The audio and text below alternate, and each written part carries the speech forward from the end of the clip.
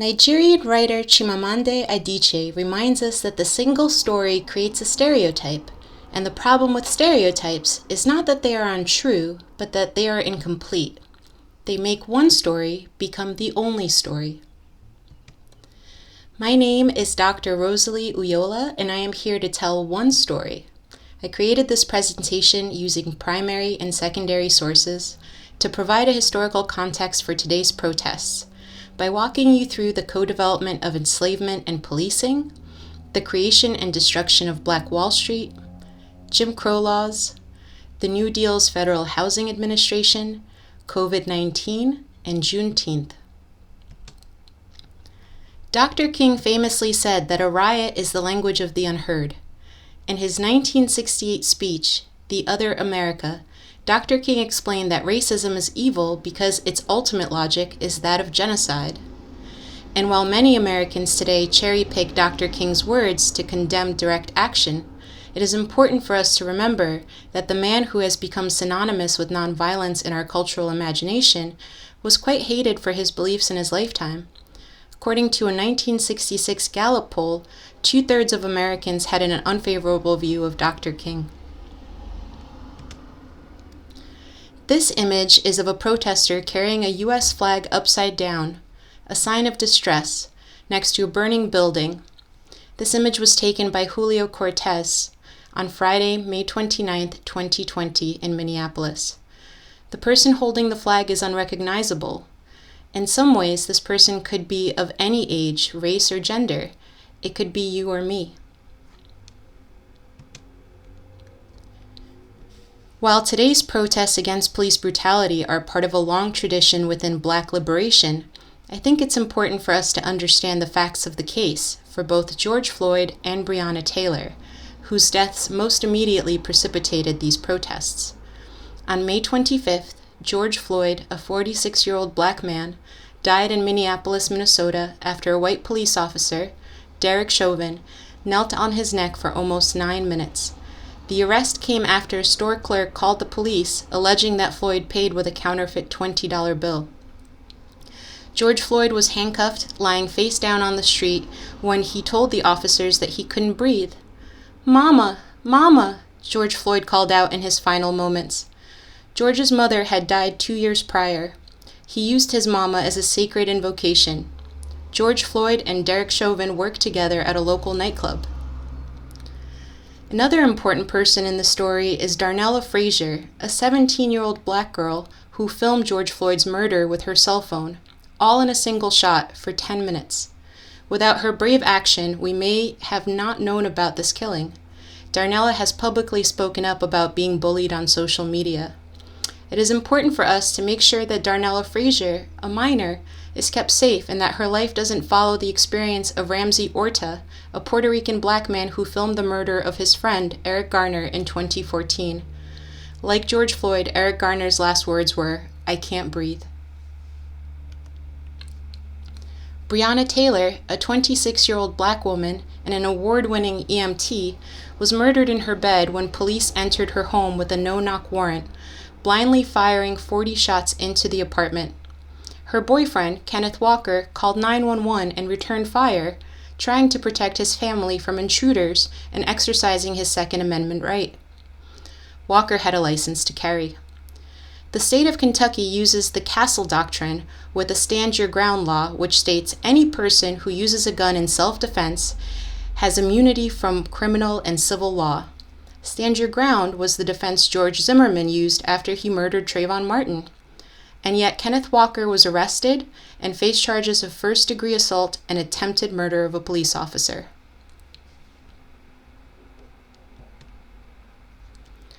Here are just a few names of Black Americans who were killed by police since the death of Eric Garner in 2014.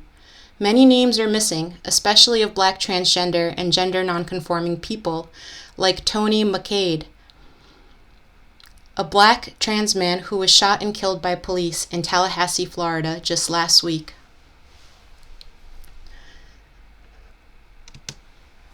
According to the website Mapping Police Violence, 1,945 Black Americans have been killed by police from January 2013 to December 2019. For transparency, I will share my thesis for this presentation. The reason why so many people destroy private property in response to racialized violence is because police, as an institution, was created to enforce enslavement and protect private property. I think it is important to note that I am speaking about the institution of policing rather than individual officers, many of whom, like my stepfather, never committed racialized acts of violence. However, we must also acknowledge the meaning of the thin blue line. Individual officers take an unofficial loyalty oath of silence within departments to protect one another. We know that capitalism was built on centuries of generational enslavement that was propagated by sexual violence. And today, protesters are destroying private property to demonstrate the hypocrisy of people caring more about objects and their destruction than the state-sanctioned murder of its own citizens. To read more about how capitalism is rooted in enslavement, I highly recommend the New York Times 1619 Project, which recently won the Pulitzer Prize.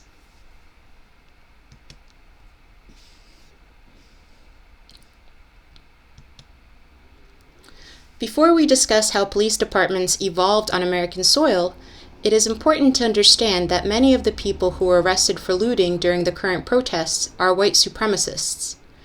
According to the Anti-Defamation League, the term is used to refer to a variety of groups and individuals whose white supremacy centers around or originated from the struggle to deny equal rights to Black Americans.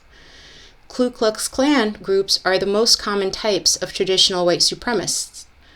But the movement also includes other groups, such as the Council of Conservative Citizens, the League of the South, and many others.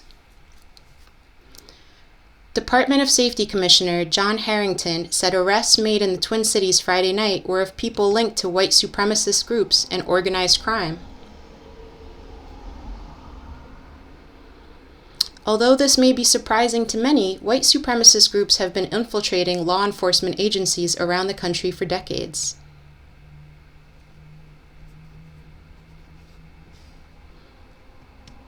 In a 2006 bulletin, the FBI detailed the threat of white nationalists and skinheads infiltrating police in order to disrupt investigations against fellow members and recruit other supremacists. The bulletin was released during a period of scandal for many law enforcement agencies throughout the country. For example, in Los Angeles, a U.S. District Court judge found in 1991 that members of a local sheriff's department had formed a neo-Nazi gang and habitually terrorized Black and Latinx residents. In Cleveland, officials found that a number of police officers had scrawled racist or Nazi graffiti throughout their department's locker rooms. In Texas, 2 police officers were fired when it was discovered that they were Klansmen. One of them said that he had tried to boost the organization's membership by giving applications to fellow officers he thought shared in his, quote, white, Christian, and heterosexual values, end quote. A classified FBI counterterrorism policy guide from April 2015, obtained by The Intercept, notes that domestic terrorism investigations focused on militia extremists, white supremacist extremists, and sovereign citizen extremists often identified active links to law enforcement agencies. We can also see this in hateful Facebook groups,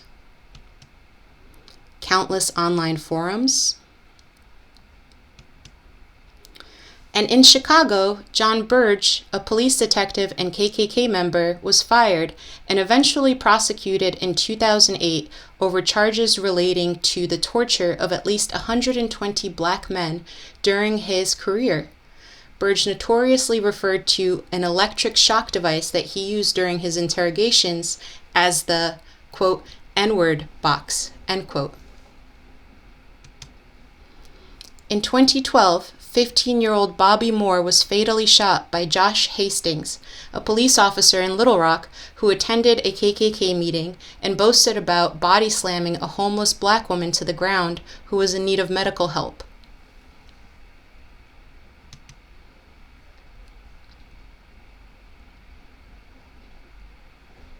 systemic racism is so pervasive that black police officers are crossing the thin blue line to speak up. In The Second Coming of the KKK, historian Linda Gordon reveals that the Ku Klux Klan, a terrorist organization, often not in secret, was a mass movement claiming from 3 million to 6 million members across the country. The strongest groups were north of the Mason-Dixon line. The Klan counted among its members 11 governors, 45 members of Congress, and hundreds of local government officials. In the 1920s, many Klansmen entered courts as judges and enlisted as police officers. In fact, police as an occupation has the highest representation of any other occupation of the Ku Klux Klan. And while many Americans believe that law enforcement officers had been protecting the nation since its birth, primary sources reveal that the economics that drove the creation of police forces were centered on the preservation of enslavement and the protection of private property.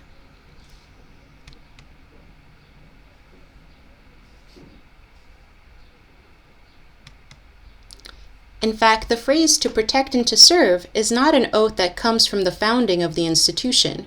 Rather, it was a winning contest entry submitted to the Los Angeles Police Department.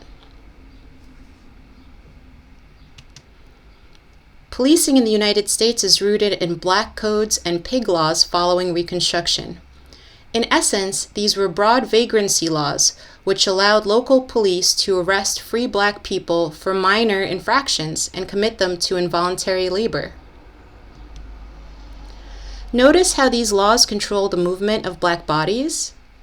Walking next to the railroad while being black was illegal, riding a horse was illegal, leaving a job without completing it, even if your master did not pay you, was illegal. Seeking a new job without the permission of one's old boss was illegal. Not having a job at all was illegal. Loitering while being black was illegal. And testifying against a white person, no matter the crime, was also illegal. In essence, black codes and pig laws, all enforced by police, re-enslaved thousands of free black Americans.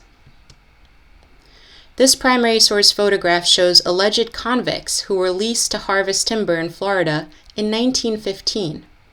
Agreements between correctional institutions and private corporations such as lumber companies, turpentine manufacturers, and others enabled private companies to use convict labor to greatly reduce labor costs.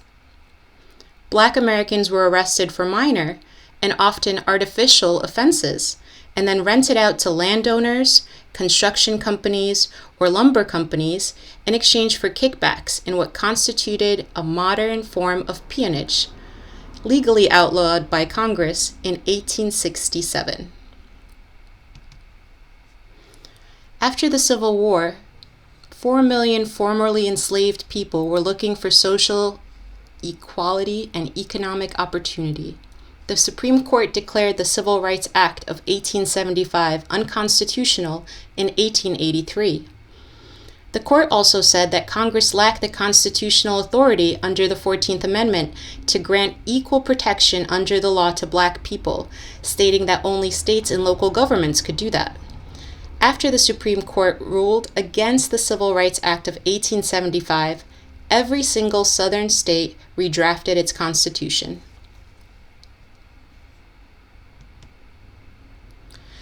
This primary source comes to us from the National Law Enforcement Museum.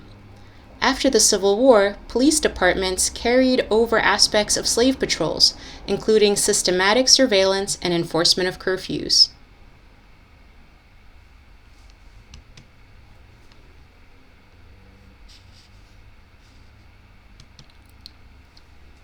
In 1906, O.W. Gurley, a wealthy black American from Arkansas, moved to Tulsa and purchased over 40 acres of land that he made sure was only sold to other black Americans. Gurley provided an opportunity to those migrating from, quote, the harsh oppression of Mississippi, end quote. As a result of segregation, a dollar circulated 36 to 100 times and remained in Greenwood almost a year before leaving. Even more impressive at the time, The state of Oklahoma had only 2 airports, yet 6 black families owned their own planes. Greenwood's residents exalted the virtues of capitalism and pooled money together to create their own bank, which in turn supported entrepreneurship at an unprecedented scale. Black Wall Street was modern, majestic, sophisticated, and unapologetically black. Tragically, it was also the site of one of the bloodiest and most horrendous acts of terrorism that the United States has ever experienced. As you can see in this image, residents were patriotic and built their own banks, hotels, cafes, clothiers, movie theaters, and contemporary homes.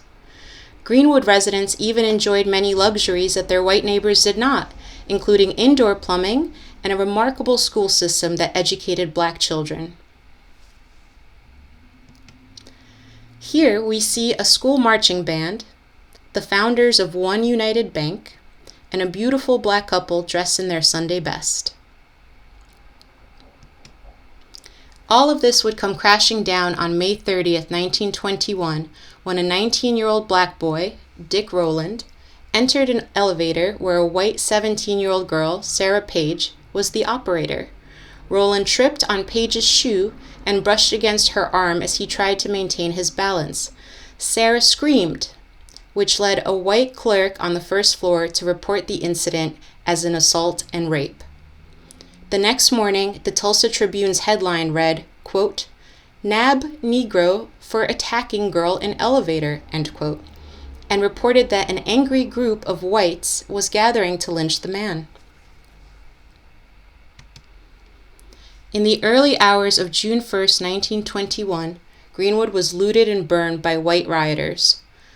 Governor Robeson declared martial law, and the National Guard troops arrived in Tulsa.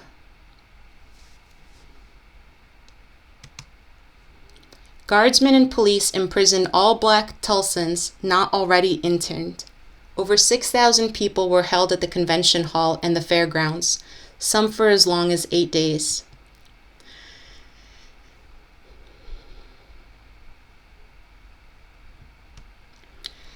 Here are photographs of white looters and rioters who stole, damaged, and destroyed personal property in black homes and businesses.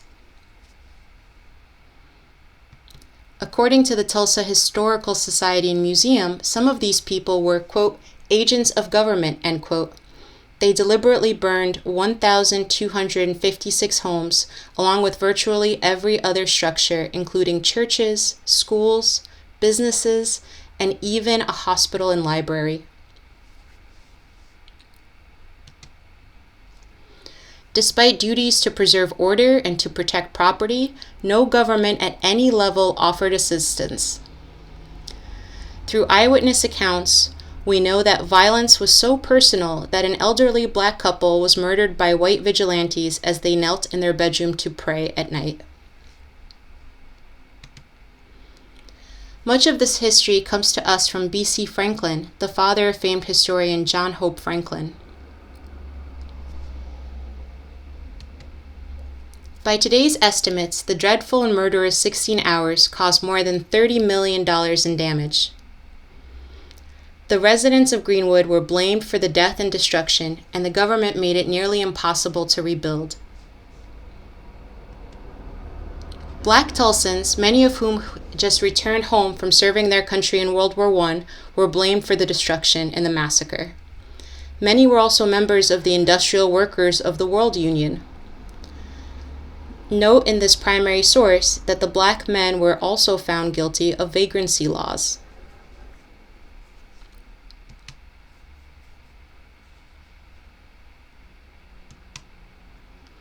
The Jim Crow system was upheld by local government officials and reinforced by acts of terror. It was a formal, codified system of racial apartheid in our country that lasted 75 years.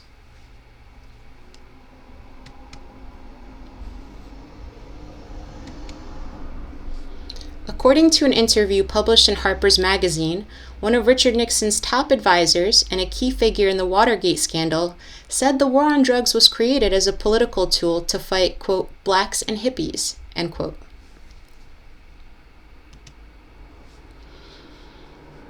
Quote, "You want to know what this was really about?" he asked with bluntness of a man who, after public disgrace and a stretch in federal prison, had little left to protect. Quote, "The Nixon campaign in 1968 and the Nixon White House after that had two enemies, the anti-war left and black people. You understand what I'm saying?"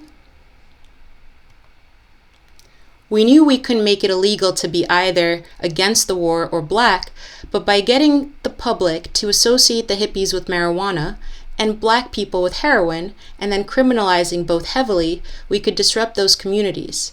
We could arrest their leaders, raid their homes, break up their meetings, and vilify them night after night on the evening news. Did we know we were lying about the drugs? Of course we did." End quote.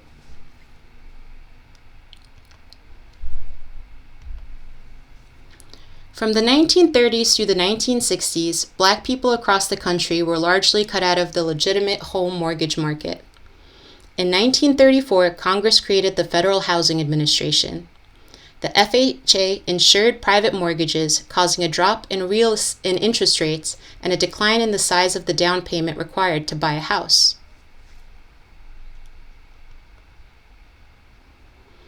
Redlining went beyond FHA-backed loans and spread to the entire mortgage industry. This is a redline map of New York City. Notice the neighborhoods that are considered definitely declining and hazardous are predominantly of black communities. This is a similar map in New Orleans. The areas in red represent black communities. And this is an FHA map of Chicago, similarly representing black communities in red. By 1962, 85% of black homeowners in Chicago lived in contract homes. These numbers are comparable to cities all across the country. To purchase a home on contract meant signing a private contract with the seller. Often these contracts included additional provisions, such as utilities and the maintenance of the home for repairs. And yet, most of these benefits were never given to the black families purchasing the homes. The homes were in poor repair and often had hidden fees and payments. The moment that a family was late to pay their mortgage, or essentially the contract, they were immediately kicked out, allowing white homeowners to resell the same home multiple times to many black families within a year. In Race for Profit, Dr. Keonga Taylor shows how exploitative real estate practices continued well after housing discrimination was banned. The same racist structures and individuals remained intact after redlining's end. New policies meant to encourage low-income home ownership created new methods to exploit black families. The federal government guaranteed urban mortgages in an attempt to overcome resistance to lending to black buyers, as though unprofitability rather than racism was the cause of housing segregation. Bankers, investors, and real estate agents took advantage of the perverse incentives targeting black women, many of whom were heads of household, who were most likely to fail to keep up their mortgage payments and slip into foreclosure, often multiplying their profits.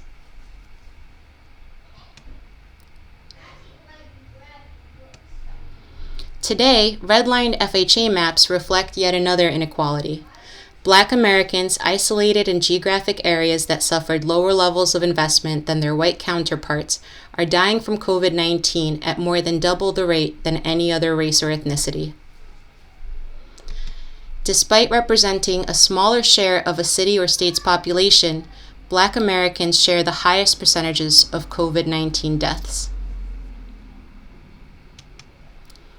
Notice how these New York City maps reflect people of color as overly represented in rent-burdened households.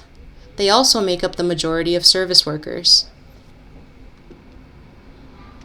And just as black citizens are nearly 3 times more likely to be killed by police than their white counterparts, they are also more than twice as likely to die from COVID-19.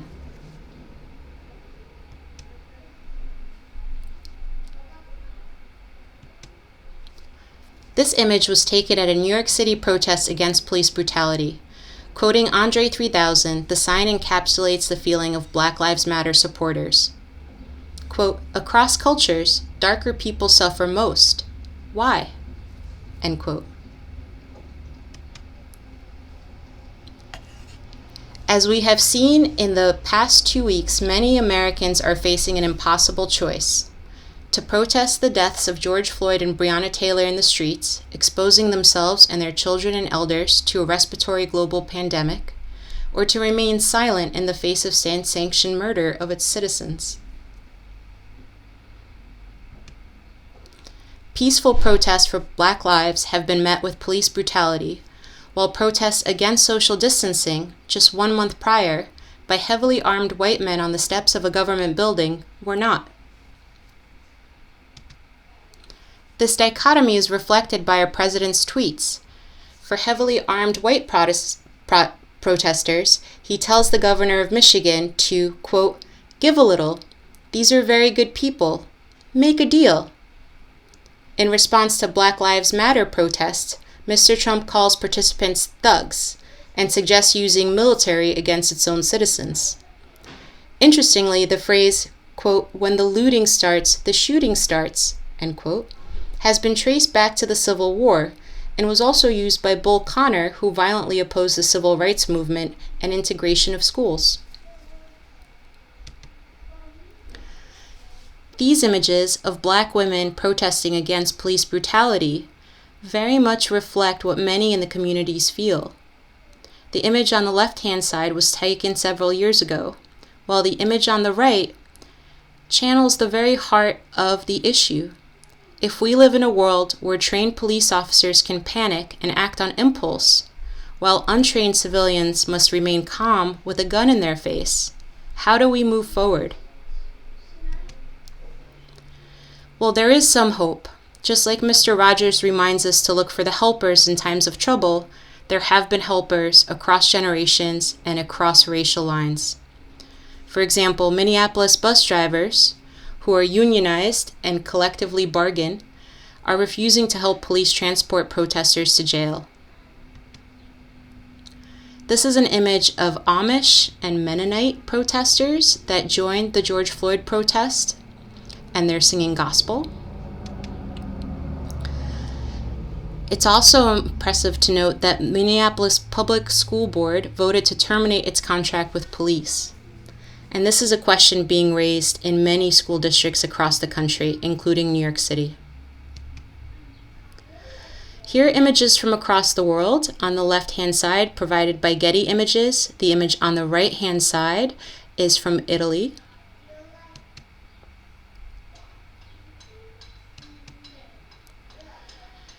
On this eve of Juneteenth, we are reminded that emancipation and freedom did not necessarily mean the same thing to Black Americans. This is a holiday that celebrates what many assume they're celebrating when they celebrate the 4th of July. It's worth knowing that this order, General Order Number 3, which read, "The people of Texas are informed that, in accordance with a proclamation from the Executive of the United States, all slaves are free," this declaration was withheld from enslaved people for an additional year, so that way those who own them could reap the benefits of one more free harvest. And as we think about this Juneteenth and the promise of American democracy, let's remember that it is a holiday that doesn't mark a document, a battle, a birthday, or a national tragedy, but very much upholds the fundamental promise of America being a more completely realized democracy for all.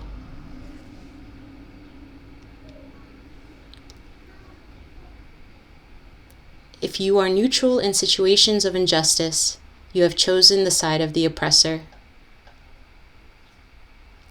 Thank you.